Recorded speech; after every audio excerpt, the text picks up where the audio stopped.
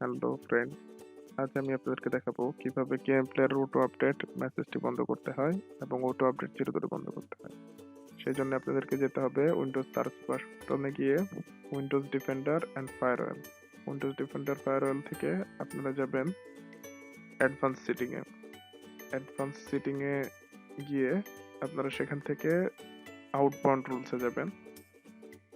মনে রাখবেন বন্ধুরা, আউটবাউন্ডস রুল আপনাদেরকে উইন্ডোজ ডিফেন্ডারের থেকে যে কোনো তথ্য আপলোড করা অফ করবে।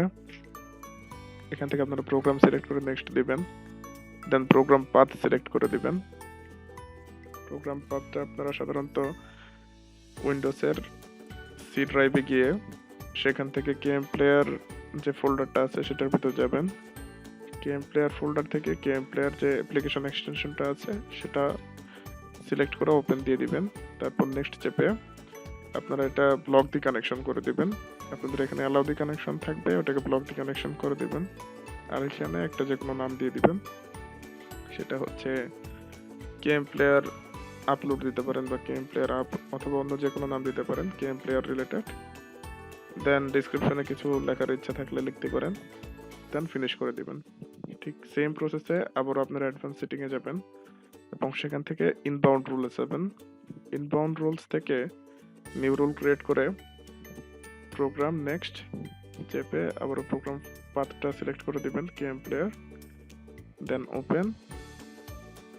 এবার ওপেন করে নেক্সট চেপে দিতে হবে। দেখুন বন্ধুরা, এটা অ্যালাউ দি কানেকশন থাকবে, সেটাকে ব্লক দি কানেকশন করে নেক্সট চেপে দিবেন। আবার আপনারা নামে এখানে দিবেন।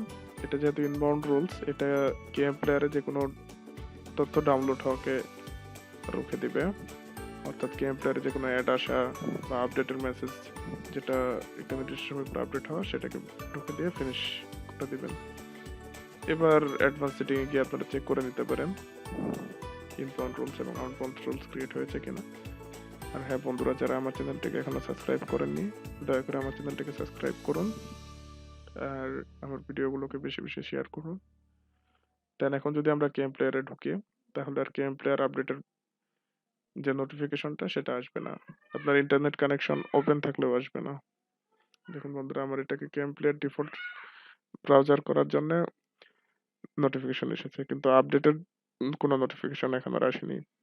তো ধন্যবাদ বন্ধুরা, ধৈর্য সহকারে আমার ভিডিওটি দেখার জন্য। দয়া করে আমার চ্যানেলটিকে সাবস্ক্রাইব করুন। ধন্যবাদ।